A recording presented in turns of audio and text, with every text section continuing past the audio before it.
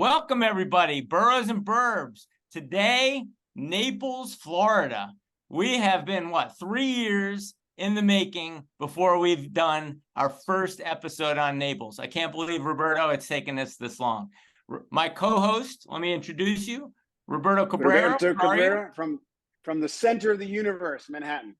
All right. And our guests, we have John O'Neill, and a broker down in Naples. Where are you from?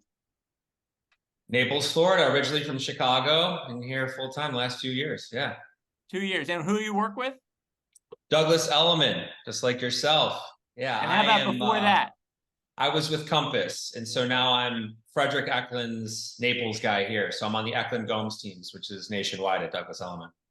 Great. And we have Bryant, also of Naples. How long? I've been here 43 years. I'm an attorney. I have a title company and law practice here in Naples, and we focus primarily on real estate. Did you not get the memo, Brad, that the really big money in Naples is trust and estates work? I've heard that, but I don't find it that exciting, and that's it. All right. So you go where the excitement is, and I guess the Naples market is a very exciting market now. Has it always been? You've been there 43 years. Come on. Let's start right in with, is Naples changing? And we'll come back to that, but, has it always been exciting? It's gotten more exciting. I moved here in '81, and it was a little bit of a smaller town back then, and it's obviously gone through a lot of changes, really almost like anywhere. But I think Naples has always had the reputation of a sleepy town, and I don't think that's so much the case anymore. And we can dive into that a little bit. Seen a lot of changes in the last 40 or so years, and you can see the changes continuing to go into the future. So yeah, absolutely. All right, I guess I should at this point hit share screen, show you a map of Naples, and you can tell us exactly where in the world is Naples, how much of Naples is quote unquote the Naples market. I mean, I've heard about old Naples, and I guess that suggests that there's a new Naples. So what does that mean? So do me a favor, scroll out so that a little less water. Okay. So move it over so you can see more land, because what you're looking at is proper city of Naples. And then there's Collie or County Naples, which is what we consider everybody who has a Naples address. And it goes up a little bit more to the north. But the bottom will be where it says Kiwi and Island. Yeah, perfect. North so Naples. To the south of Naples, there's really nothing. It's like Everglades and right? Correct, until you hit Marco Island. Yeah, we call this the Paradise Coast. So you fly into Fort Myers. If you're flying commercial, Naples has its own private airport. But if you fly into Fort Myers, south of there, you've got, you kind of land right in around Estero, but then you've got Bonita Springs, Naples, and Marco Island, and then Everglades City. That's the Paradise Coast right there, we call it. Southwest Florida. How long does it take to get to Naples proper from the airport?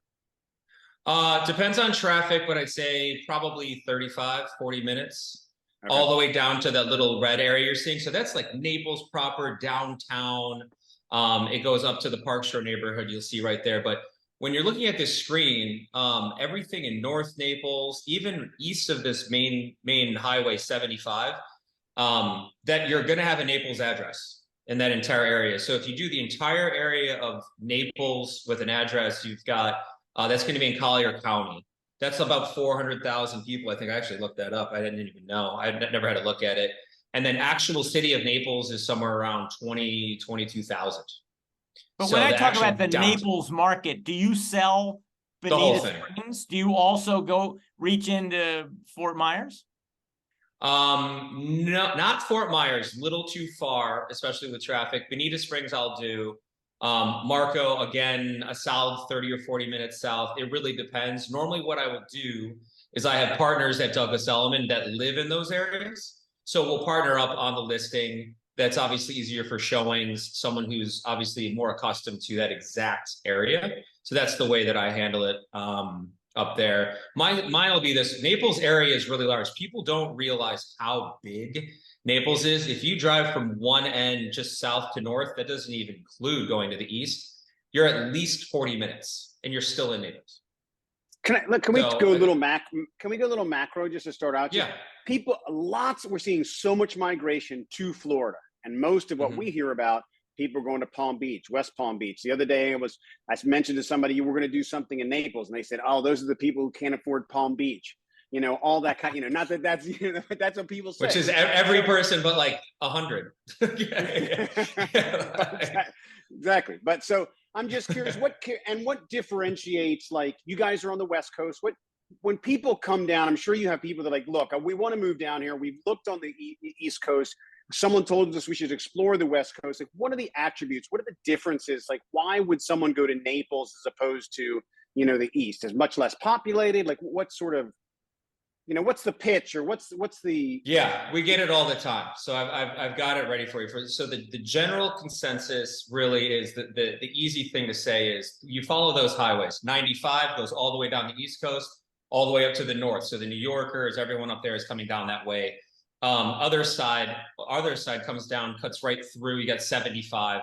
We're going to get a lot of Midwest over here. So generally, we've got people from everywhere, international, all over the country. California, we've got some of my clients are from New York. It really is. But the general idea is we've got a lot of the Midwest here on the Southwest. We've got a lot of Canadians, and ironically, kind of in your guys, in the Connecticut little pocket, we get New England.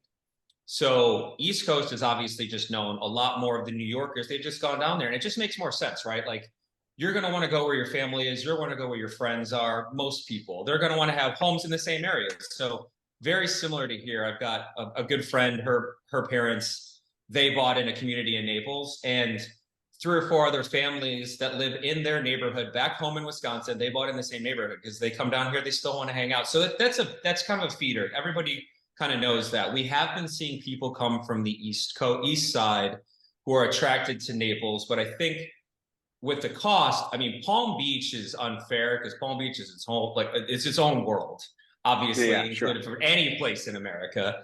You could compare it, if you compare it to the other areas of Florida. I have a lot of good partnerships with our Douglas Elliman agents that I know John knows as well. That's where we actually were in Palm Beach together.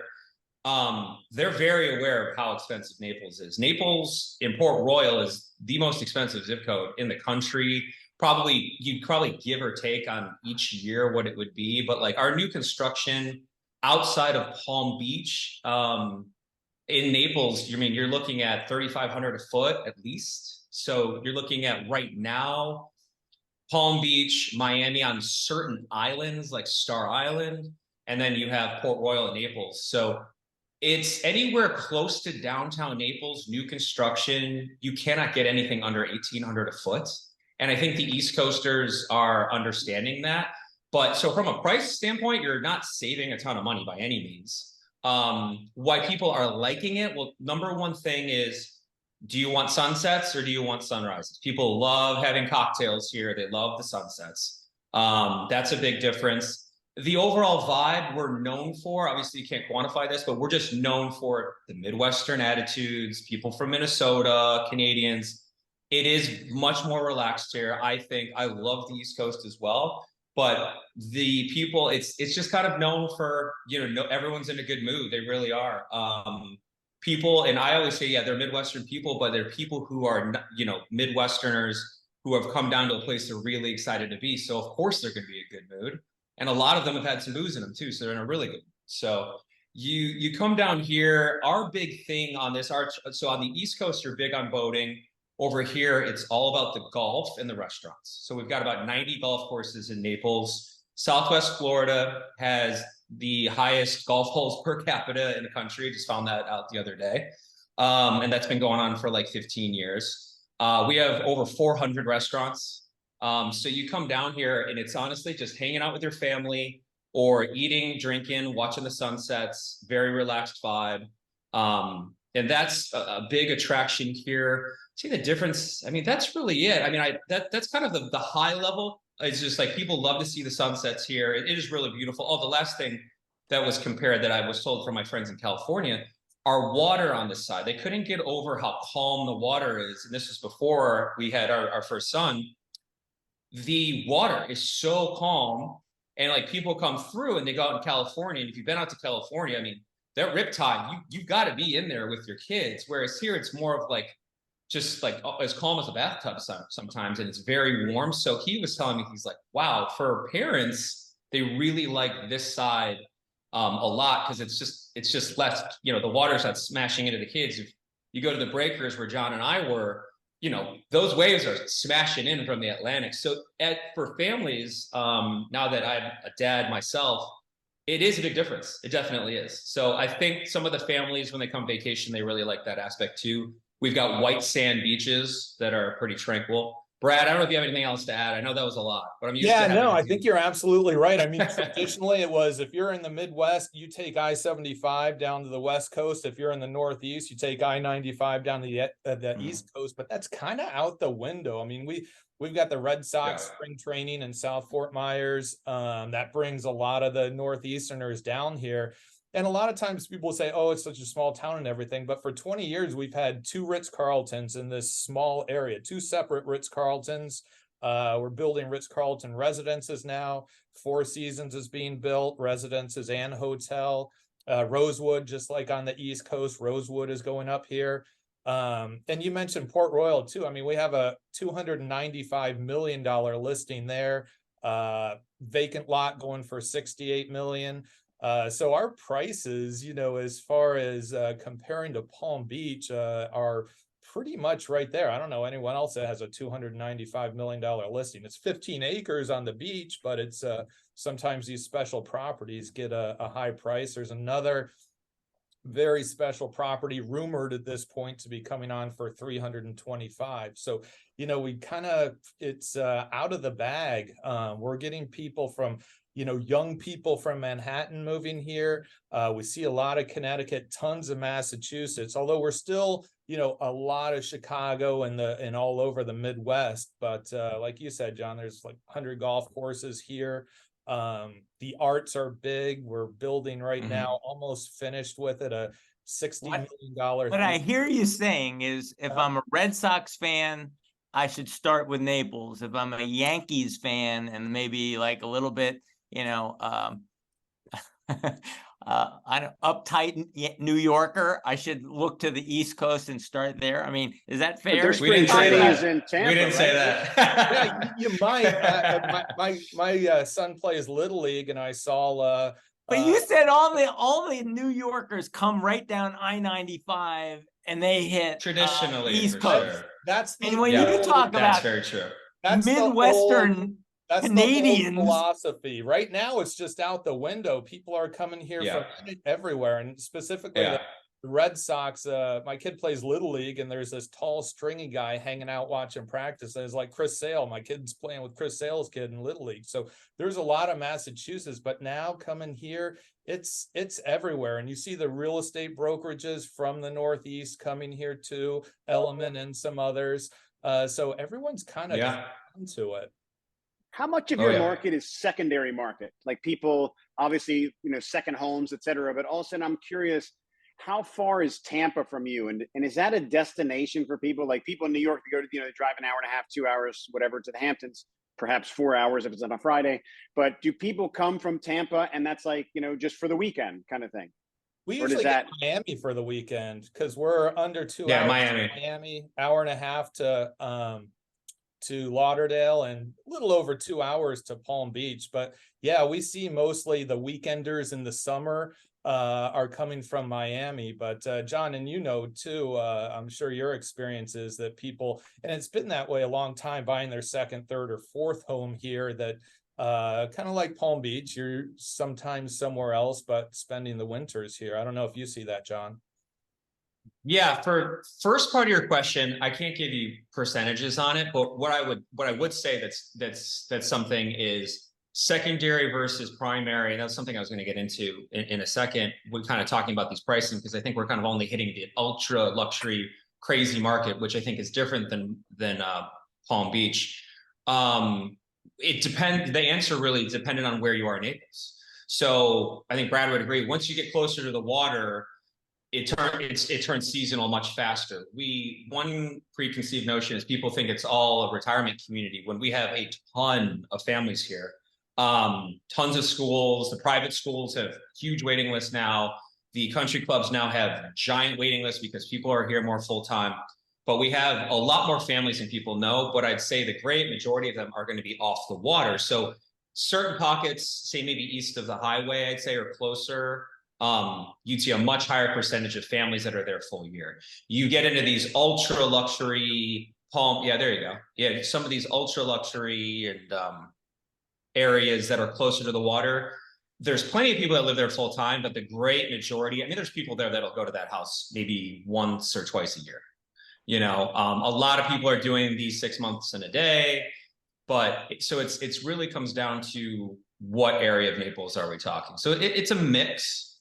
We call it in season and out. Obviously, the traffic goes crazy once we hit. I'd say season used to be like January to April-ish, May. Now it's kind of end of November to May. It's extended more since COVID. And Brad could definitely speak to that because he's seen it longer. The season is spread a lot more from what I've heard. East of Highway 41, you're saying there's a different market? There's less... once you get even east of there, so east of 75, like, and up here, this Vineyards Community Park up there, like that whole area in there, you know, there's retirees everywhere, all different price points. And as you can imagine, as you get farther from the water, the price, you know, your price point, you're going to get more for your money, but it's still not cheap though. And one thing I wanted to point out that I was surprised at when we were thinking about where to relocate full time, we came down, we were always in downtown Naples, and we've only spoken about these crazy numbers, right? You know, 300 million for this, new constructions, you know, 2,000 a foot and above.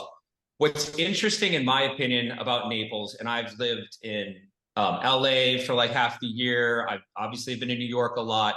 The great majority of these really expensive areas, you got to get way far away from them to find something reasonably affordable, right?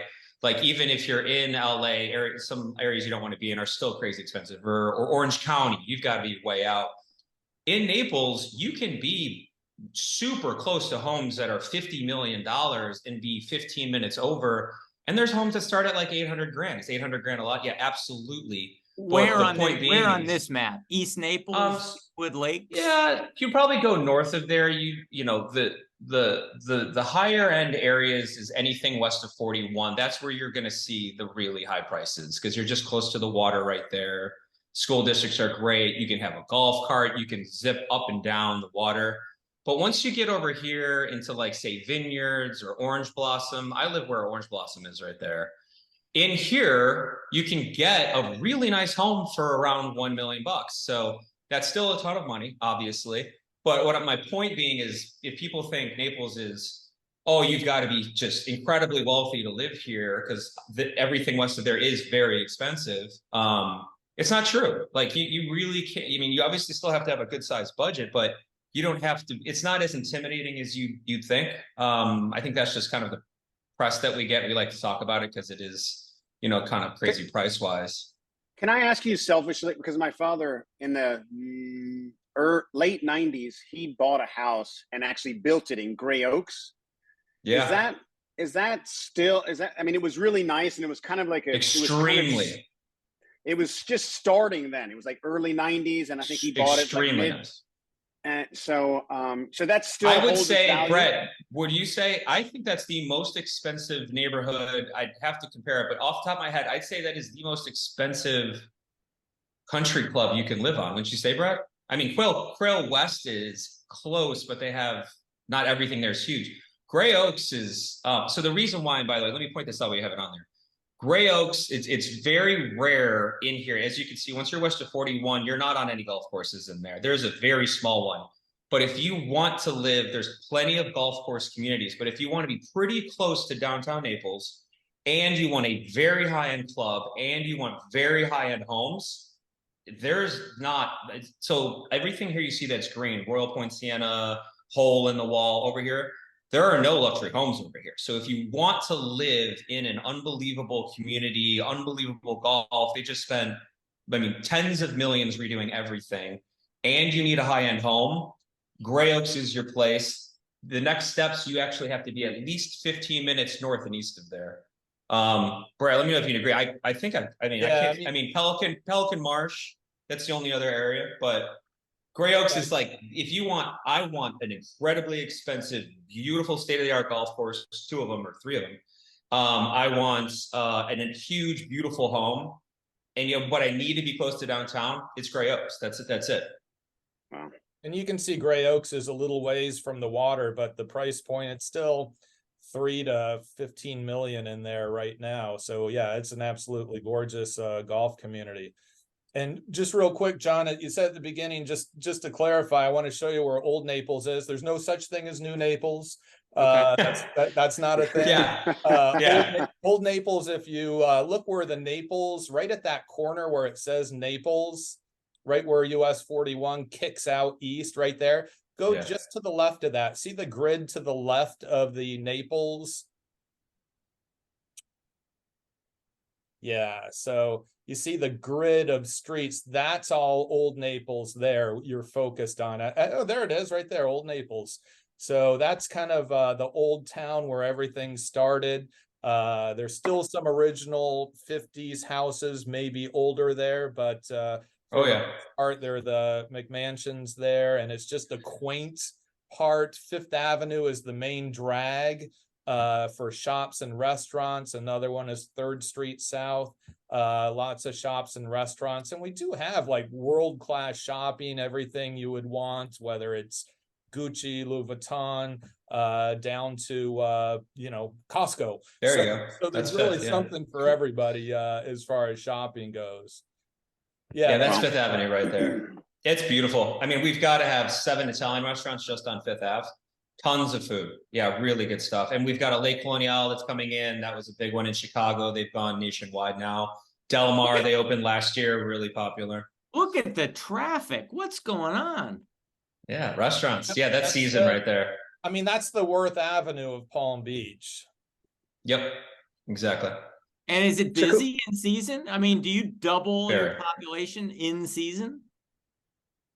I don't know about double, but if you go down Fifth Avenue in a hurry to get somewhere at 7 o'clock on a Saturday night, you're going to be a little bit stuck. But I cruise down there in my golf cart freely, and it depends, just I think a little bit like anywhere. It depends when you go, what time, what day, and whatnot. So we talk about traffic here. Sometimes we complain about traffic. See, there it is. That's Fifth Avenue.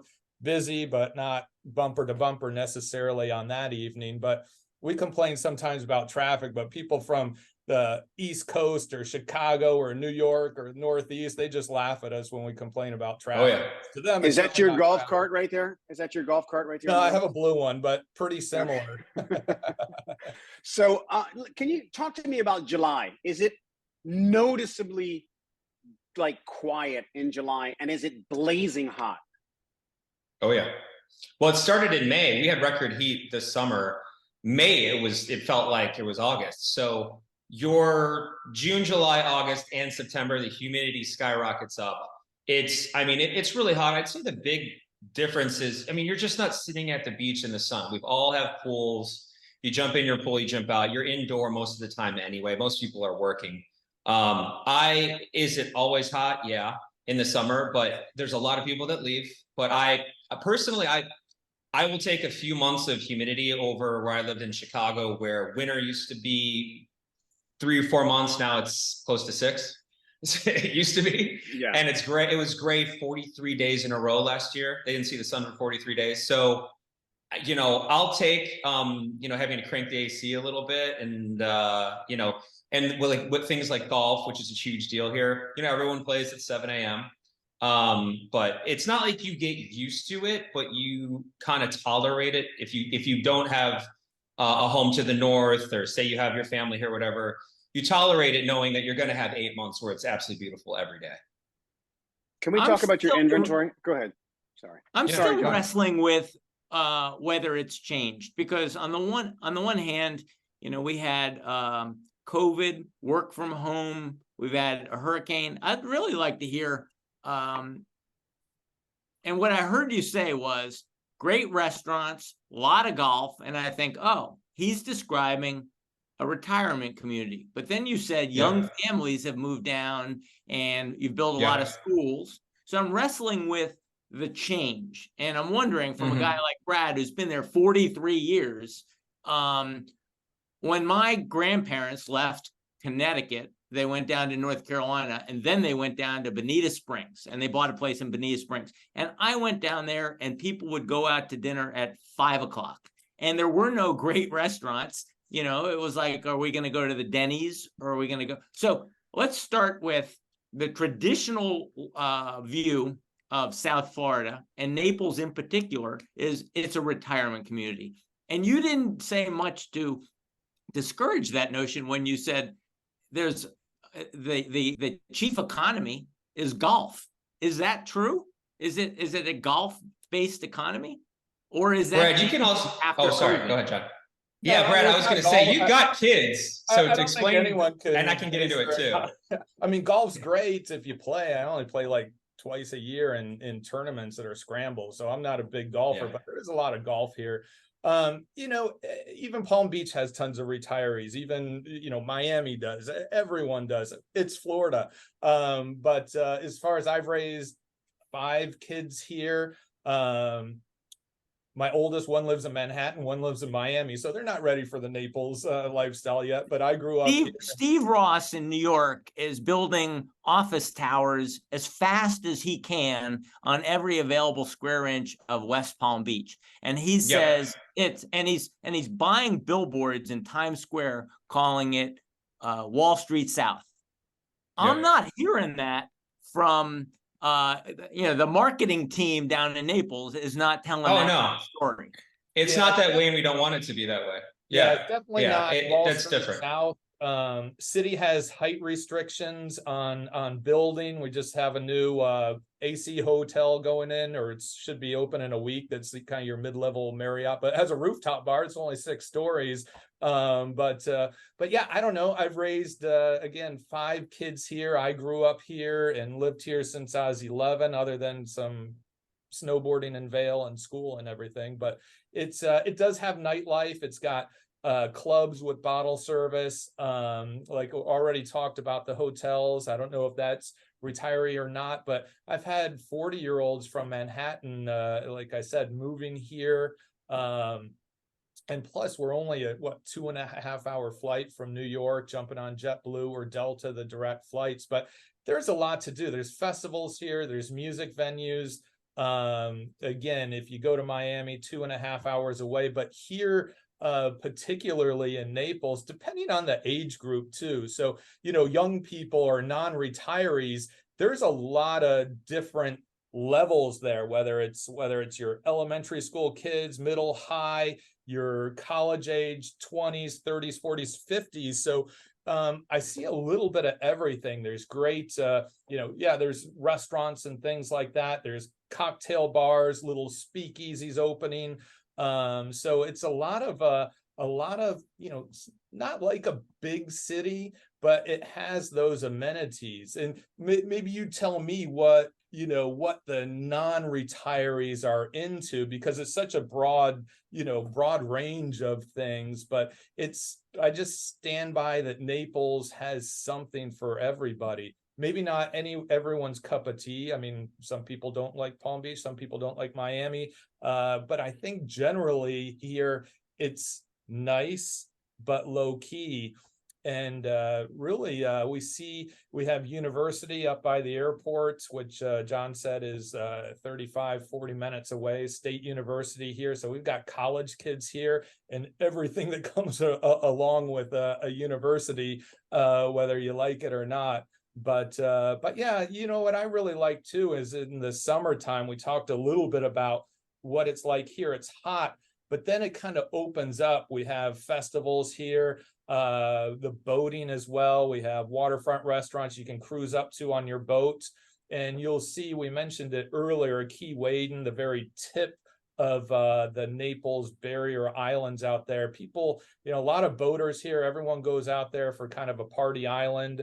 And that's more of your teens to 20s to 50 and plus as well. So it's kind of also the fishing charters, things like that, I think attract a lot of people here as well. But it's it's a broad range, but doing closings, we're always closing transactions for people moving here from different places, and it's just really of all ages. But yeah. Is it expensive? John, is it expensive to live in Naples? Like when you go out to restaurants, you're like, goodness gracious, it's Manhattan pricey. prices. It's Manhattan prices for cocktails. The $22 cocktail downtown. is the norm now. Yeah, downtown. Yeah. What about Oh, private schools? What sort of tuitions are there for private schools there? Are there any left? Can I get a seat in one? I heard that everything's oversold. Yeah, it's my tough. daughters graduated from community school Naples, and I think it was probably 25,000 a year. There's a few others. There's St. Anne's. There's private, some Catholic schools, St. John Newman. There's Seacrest, another private school too. And I'm guessing these are probably a little bit more now, but I'm guessing in that 20 to 35,000 range. I don't know if you started looking for schools yet, John, but our son just we just signed up for preschool. Yeah, we just luckily got into one last week. So yeah, our little guy is just signed up, so I know what those prices are like, even though he's going to be 15 months. It's amazing when they come home with finger paintings. You're like, finger paintings for $30,000. Yeah, it's interesting. We'll see. Four out of my 5 kids have gone to what we refer to as the free school, and they turned out. I had one go to the community school in Naples, which is kind of the fanciest. We're one of the fanciest, and one went to the free school, and they both wound up going to Florida State. So I don't know. My most successful clients, they all went to public school. All of them. Now all their kids go to private school. Yeah, but they all went to that makes sense. Oh yeah. Can we talk about your inventory? Yeah, absolutely. I can fire that up. Let me touch on one thing that I want to answer something that John was said about the COVID with people coming down, because there's a big difference. That East Coast side, and because I've got friends that are over there, I've got friends from New York, and they're building up. And I will say, as a broker, I'm very jealous of it, 100%, because you have so many more, we call them business professionals, right? Young business professionals, people mid-20s, 30s. One of the reasons that a reason why there aren't as many on this side going over there, that is true. We don't have these huge companies, offices, people like Ken Griffin opening up all of his offices, everybody opening their offices. So the reason that but it's true that we did have a lot of families coming in, and I have a couple of doctor friends as well. As we had our baby here. They have 3 times the pregnancies per year now than they did pre-COVID. So that shows you just an idea of the families. The private schools, not the tuitions, but the trying to get into like community school, incredibly hard right now. So that's just looking at the factors of what the country clubs used to be, depending on which one it was, but there's ones that were a 2-year wait are now 7 because people are here full time. They're getting used to it. They want a place for their families to hang out at. So these are kind of the metrics that I can go off of. The hospital, how many babies are being delivered here. So that's obviously not a seasonal person, most likely. They stay at home. So these are some of the, what's the school demand. They just built a brand new high school. Great Wolf Lodge just built a $250 million brand new crazy indoor water slide. We have this crazy sports rec center that's built right next to it. So we've got that, but it definitely never will be like, and I advise this to a lot of my friends that are thinking about where do I move into Florida, depending on where they're, and if they're 28 to 33, maybe they're single, maybe what have you, but they need to get jobs that are local. It's Delray, super popular. West Palm, in my opinion, that's probably where I would go, only because the amount of plans, like you mentioned with Ross, it's just unbelievable. What they're building a new city there. It's going to be state of the art. It's going to be amazing. If you're younger and there's some family spots and you needed to work, say in Fort Lauderdale or somewhere in that area, and you needed a job at a brick and mortar type place, that makes sense. You are not going to have that in Naples. Everyone that I am friends with that have come down here, the families that have relocated, lots of entrepreneurs, myself included. My neighbor included, other guy. Yeah, everyone on my street that's relocated here are families, bunch of kids, and they all have their own business because, or they're specialized doctors, things like that. It's true. And that's what's going to give you this sleepy charms. And a lot of people will kind of put it as like a suburbs on steroids. Like everyone knows suburbs are great. Schools are great. You hope the safety is great. But it's sleepy, right? The suburbs, and a lot of people want that. You only have a few restaurants. You get that calm, safe, great schools vibe. And not they try and make it not Miami here. And I love Miami and I go back and forth, but the people here do not want any development like that. They want to feel it quaint. And the great majority of people that have been here for more than 30 years are already thinking it's way too big and way too crazy. They want it to feel like a comfortable, quiet environment. So the families are coming down, like myself. We were really attracted to Longwood and Astor, but we were really attracted to it because of all those reasons. I mean, if I was in finance or something, no, I wouldn't be here, because that opportunity isn't here. And I have a lot of friends that are, one of my best friends is at Kirkland and Ellis in Chicago. He's a partner. He can't work here. Like, they don't have an office here. He's in the office, 100 hours a week. So there are people who want to come down. That's not going to be here. They're thinking about, I think they might be doing a Miami office, but it depends on your profession. I think that will keep it from, I mean, I can't even imagine where the prices would go if you did start blowing up offices and businesses came down here. I don't know if it could happen in the future. It doesn't seem like it's going to, but you never know. Inventory. I can get on it though. Yeah. So the one thing I want to know about inventory. I've got big thoughts on that. Do you guys have an inventory crunch right now? And curiously, how different is your inventory from like pre-COVID 2019 to where it is now? I have this conversation multiple times a day. So let me get on my soapbox. No, what's going on over here? So the easiest thing to say is there's two rules of thumb. Let me start with price really quick. The rule of thumb on the pricing is, since I'd say pre-COVID, so 2019, 2020, somewhere in there, the value of a home pre-COVID versus right now, the rule of thumb is about double. It could be a little bit more, could be a bit less, but it's all price points, ironically. So one bedrooms downtown, like way downtown, in amazing area, we're about 300 grand.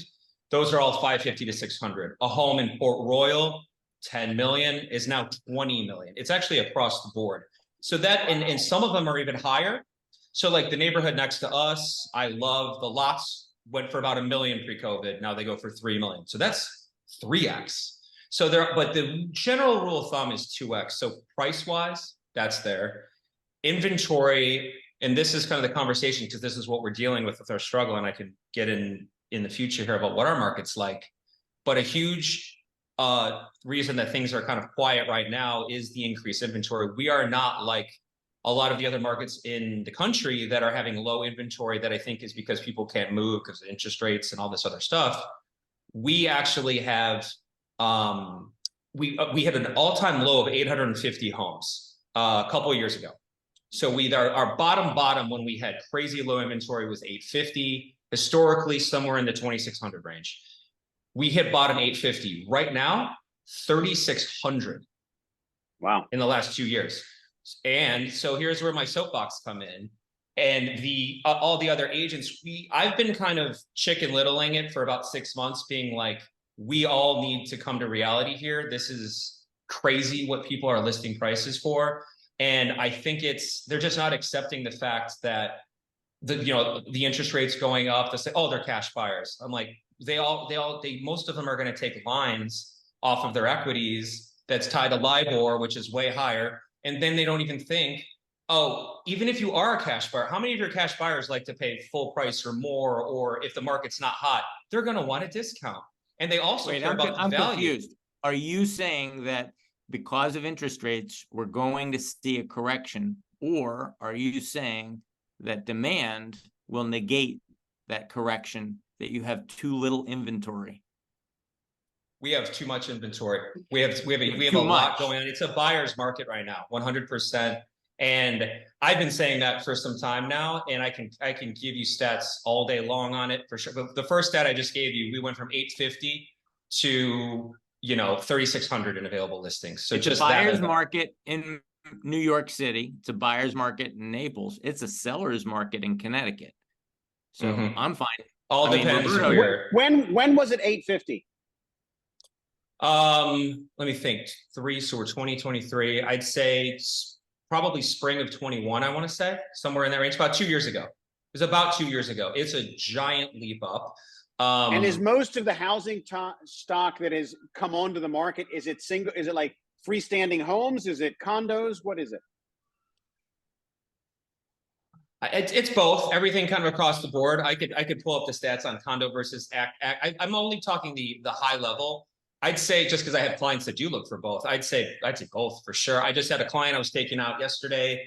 There's 7 to 12 million. We would have had nothing to show, but we would have barely anything to show them 2 years ago. Now there were probably, I think, somewhere in the high 20s listings, like 25 available in this area that I was looking at. We would have had 3 or 4.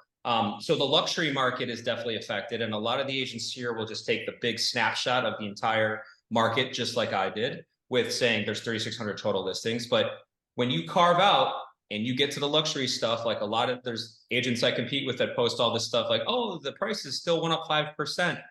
No. If you actually look at the area that you are trying to sell or a buyer's trying to buy, say it is in the luxury market, that's not the case. You know, the days on market are 2.5x. I mean, like days on market has just absolutely skyrocketed. The inventory has skyrocketed. I think how many months of inventory do you have now? You ready for this? It went from 1 month to 5 months in the last 18 months. But 5 months is not a buyer's market. 5 months is a balanced market. So relative to where you were, okay, it's a buyer's market. But according to National Association of Realtors, 6 months is a balanced market. So when you talk, and we love them right now. We love them right now. We all love them. I know that's a bad word, but so no, I get there. You might call one based off statistic. I'm talking about an agent that is on the ground, that is going into showings and having the agents look at me begging for us to make an offer. That's a buyer's market to me. And trying to get a showing appointment, and they go, anytime you want, we're flexible, we're motivated, please come back for a showing. You can say the numbers that the NAR put out, but I'm looking at, if my client wants to buy a new construction home in Park Shore, on a dry lot, you're going to have about 15 houses to choose from, and no one's getting offers. Are they negotiating? You said there's a reluctance. What are they accepting? So that's what's going on. So that's the lead into where our market is right now. A lot of the difference between here and I would imagine Connecticut for sure. You probably have a mix in New York. We have so many people that are second homes and so many people that are not motivated. So we have the sellers want record pricing from just months ago or 6 months ago. And the buyers are on a completely different wavelength for how many reasons do we need to give, right? With interest rates, just everything. Interest rates, election is coming up. They see how many more homes are for sale. So in my opinion, buyer's market, depending on the market slightly, it is a lot more healthy. But the problem is, as agents, it's the delta between is so far apart, and now, so I was saying this 6 months ago. Now every agent, that we talk to is saying the same thing. We're like, what a buyer is willing to pay and what the seller wants is just so far right now. And the dam's got to break at some point. They've both got to come a little bit closer together on both sides. I can see both sides where they're coming from. It's just, so like, is the deal volume substantially lower? Even though you have more inventory. Inventory went up. We should have more deal flow. You're saying sellers are the problem. They have not corrected their expectations. Exactly. Yeah. Brad, how many deals Brad, how many deals do you see that are cash? I used to say half and half, just from seeing the closings and whatnot, but I'd say it's a little above that 50% now with interest rates the way they are right now. And it isn't really anything statistical. It's more what I see on my closing list. And I can't speak for the whole community, but it used to be half and half, but now there's not as many loans going through, just because I think from the pure fact that people don't like paying 7 or 8%, but it seems like there's some good news on the horizon with that. We'll see how 2024 pans out. I think Roberto's report and shows 2/3 of deals in New York City, 65% are cash, and I think the same is more or less true in Connecticut. So we're seeing the same kind of thing. Again, with Naples, very large city, or area, we'll call it. It really depends on where. I specialize in that luxury market, I haven't had a finance buyer yet, to be honest. So we're like at 90%. And what's interesting is coming from Chicago, it's been kind of a whirlwind, because in Chicago, I was 90-10. I was 90% financed, 10% cash. Now I have some people that are looking. I haven't closed anything that financed. And honestly, a lot of them, you couldn't even take a finance deal. Now I think about it, but now you can. But all my buyers have been cash. I have someone, yeah, it's probably more like 95-5 cash. It's a complete flip from Chicago coming to this market. Once you get into, I'd say, like I said, there's the families that are looking in that 700, 800, 1.2, 1.5, and Brad could probably answer this. I'm gonna definitely assume your amount of cash versus finance is gonna get there. But like if you're looking at something west of 41 that's closer to the water, I would imagine Brad would say that percentage goes more higher the cash kind of the price point, but Brad can speak to it. Yeah, definitely higher cash when you get up to the upper price points. Used to be back when interest rates were a bit lower, and maybe still a certain extent now. People would borrow from their portfolio and get that kind of a loan, or with their private bank or whatever, a loan when money was really cheap and they're making more on the stock market or whatever than they were at this 2 or 3% from their portfolio lender. But yeah, for the most part, cash for the upper luxury property. You see that a lot. All right, I want to switch directions a little bit here. I do want to hear a little bit about the Eklund Gomes team, and I do want to hear about where you find your business and how important is it to be interconnected with other offices and other teams. But before that, I want to address the bad news, some of the bad headlines. Naples got whacked with a big hurricane, and a lot of people said, oh my God, it's going to take years for Naples area to rebuild. And we've also heard bad news coming out of Florida about the ability to get insurance, affordable insurance. So I want you to just address those concerns. Do I have to worry about hurricanes? Do I have to worry about insurance? Brad, do you want me to go or you want me to do it? I'll just say something briefly. I mean, Naples is I'd say 99% rebuilt from the hurricane. It was a bad hurricane, especially if you lived on the beach. But it's rebuilt. The restaurants are open. The stores are open. Everything's open. It's pretty much back to normal. And we know how the media gets. For example, it's always talked about. The first thing I was thinking. How New York's so terrible and everything like that. But then you go there and like, what are you talking about? It's fine. It's awesome here. So the media wants to sometimes get our attention with bad news because it's more interesting than good news. But it's normal. That's all I have to say. It's back to normal. Was it very impactful? Yeah, but it's been rebuilt and back. There's still some condos on the beach that residential condos that aren't going. We surprisingly don't have that many beachfront restaurants or commercial things that are on the beach. So it's really residential condos that were affected, but pretty much everything that you want to do in town is back to normal, to be honest with you. And how about insurance? John, it's okay. Go ahead. I'll let you do the insurance too. Is it overstated? The problem overstated, or is it pretty accurate? Is it a continuing concern? I think. What did you see on the increases? I've heard I mean, my insurance has been slightly bumped up. I have Frontline. Chubb is a big one here. I haven't seen any issues with it. We have the state funded one. I'm not super familiar with it, but I know when the last hurricane took out a lot of them, the state had to step in, and I think they're the largest provider, right? Yeah, that's Citizens, and insurance is an ongoing issue, and I'm sure you do too, John, is encouraging buyers to start shopping for insurance even before signing the contract. To start looking at that. Back years ago, you bind your insurance 2 days before closing and everything's great and fine. But now it's if you're going to get that sticker shock for insurance, it's better to do it as early in the process as possible. And we build that into contracts too, that if I can't get insurance for such and such amount, then I receive the right to rescind the contract, terminate and whatnot. But yeah, insurance is. What term do you provide for that? How long? Say it again. What term do you provide for that contingency? Like the time period, yeah, usually, 10 days or so. Shouldn't take that long. Hopefully get it done sooner than that. But sometimes you need an inspection, a 4-point inspection, a roof report, a wind mitigation report. And usually you can get that wrapped up. And a lot of insurance companies I found can at least, even with just the address and a little personal information, can provide a pretty accurate quote. So it's definitely something. It is a problem, but it's something to start looking into as early in the process, even before the contract. I think, easier said than done sometimes. But so do you see a couple handfuls of deals that just do not happen because they're just uninsurable? Not that many, to be honest with you.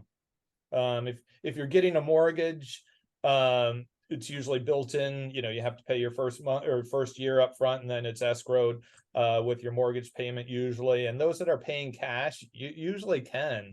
So it's kind of all relative. I was at a friend's beach house watching we just had the Naples centennial anniversary, and I was at their house watching the fireworks, and I think they pay like $150,000 a year for insurance. But that's the extreme side. So if you've got the money for a $30-40 million house, usually you have the 150 for insurance. And obviously on your regular types of homes, usually seeing it now in that $5,000 to $7,000 a year range. So yeah, so I don't know what the insurance is like up north that much. I would hope that it's less, but yeah, so that's kind of ballparkish what we have here. It's definitely less than what the increase in tax you would pay for being in the north. I'll tell you that much. Definitely more than offsets it. Definitely more than offsets it. Yeah, and by the way, our real estate tax is 1%. So I don't know what you guys are at, by the way, because those are the two other costs, right? Insurance, and I don't know. I figured you guys might want to know that we're about 1%. I don't know. What do you guys? That's what I wanted to know. What are your big? Do you guys have any big closing cost tickets? Do you have a mansion tax? Do you have anything like that? Anything that needs to be paid to Naples as a township or anything on a transaction? It's all state. Yeah, same anywhere. Yeah. When you sell, you pay dock stamps. We don't have income tax here in Florida, but when you sell your house, you do pay some dock stamps on that. And really the main expense for a buyer is the title insurance, and that's set by the state of Florida. So it doesn't matter if you're buying in Jacksonville, Palm Beach, Naples, Title insurance. See, he's in the right business. That's how he got 5 kids out of his house. I don't need to do trusts and estates. I have title insurance. You see, John? And are you a sole practitioner? Are you a small firm, large firm? Where do you get your clients? Yeah, smaller firm. I'm the only attorney. I had another attorney with me. He moved up to Montauk to practice law up in New York. So I've just got a great staff that makes me look good, and just me as the sole attorney. So it's a small firm, but we handle transactions all over the state: Palm Beach, Boca, Sarasota, mostly Naples, Fort Myers area, but sometimes we'll get some weird ones up in the Panhandle or something. So it's just like any state with an attorney or title company. It's within the state, yeah, our focus is really on the more luxury areas: Sarasota, Naples, Palm Beach, Boca, sometimes Miami, but yeah. And John, I got to tell you, I got to tell you about the hurricane really quick, because we didn't touch on this. He was saying on the rehab, you got what happened in the market, right? We talked about putting it back together. First thing about being put back together on Fifth Avenue that we were showing you, great majority of the restaurants were open within 48 hours. And there was a river literally running down the streets during the hurricane. And within 48 hours, they were up and running, serving. Not every restaurant, some were okay. Most, it was, I'd say maybe 50-50 or so. There was a lot of restaurants within literally 48 hours they were serving. It was the buildings that were directly on the water, and it had this surge. Either it came literally right off the coastline, or it filled up the bays as well in the surge and went into those homes. And some of the rivers that'll go through and kind of matriculate through Naples, the water level rising. And so that's a small percentage, honestly. Like he was saying, 99% was built back so quick. That's a small percentage of the homes. It's terrible what happened to those homes for sure. But if you want to know what a percentage of it was, it wasn't that many. And I will tell you from a market perspective, the day after the hurricane, most agents that I know, their phone was ringing like crazy because everyone wanted to buy. They were like, because no one could buy, right? That was kind of just coming out of COVID 2022. People were like, oh my God, I'm going to be able to get all these teardowns now. And because there's homes that were built in the 70s, and because of some FEMA guidelines, I don't need to get into details, but a lot of them make it very difficult for you to build back a home when a hurricane could come next year and blow it all back down, and having insurance and all that stuff. So a lot of people were kind of forced to sell. So all of a sudden we had this land grab of all of a sudden we had 25, 30, 35 in some areas of new construction, prime real estate opportunities that, you know, normally when you buy a lot to build a home, you know, you're doing letters and door knocking and cold calling and hoping someone lists something, and they're kind of one-off when a teardown comes up. All of a sudden, all these developers were like, oh my God. And like, there's one guy who picked up about 20 just in the same area. And so he's building a bunch of great houses over there. And so prices kind of went up a little bit since then. Everyone was expecting, oh my God, everyone's going to leave Naples. What's going to happen? Oh, everyone's going to leave the condos. No, like not the case at all. Obviously, I was wondering what was going to happen. Me and my realtor friends are all talking to each other. We're like, what is going, like, what's going to happen? Are we screwed here? Like, what's, you know, most of us obviously were thinking about, you know, trying to help the other people that were up north. We did a bunch of trips up there. Just north of us in Fort Myers is more of a like applicable question, because they got absolutely decimated. It's going to be years before they're rebuilt. It's brutal. Sanibel, Captiva. My sister has a house on Sanibel. Absolutely smashed. So I heard about Sanibel. A gorgeous area too. She said, I don't know whether we want to wait for the whole island to rebuild itself, because by then a lot of your friends have moved away and it's a whole different scene. Your restaurants are closed for years. And she said, you know, a lot of people are wrestling on Sanibel and Captiva, where they're going to wait around for the island to, you know, to be. Yeah, I've seen that they're selling the lots. I mean, it's really scary stuff over there. I mean, it just looks, even still, it's so bizarre looking. And I have realtors obviously that I work with, and they're listing properties over there, so they'll do it, you know, bird's eye. I mean, it's just decimated, and they're selling those lots. I think my buddy Ryan just sold a lot, I think for 375 or something like that over there on the beach. So, I mean, people are buying these lots. People are selling them and people are buying them, and these are 3-year plans at least to build. I gotta go. I got a serious appointment. I gotta get on. So listen, what's the prediction? Where are we in a year? Your deal volume will probably get better, will contract, prices. What do you think? I think the thing that we're all thinking about too is next year's the gorilla is that election, right? We all know that doesn't matter if you're secondary or not. People cringe up. So if it wasn't for that, I think it's definitely stabilized, which is good. Like I said, for my market on the luxury side, a little bit more towards the buy side.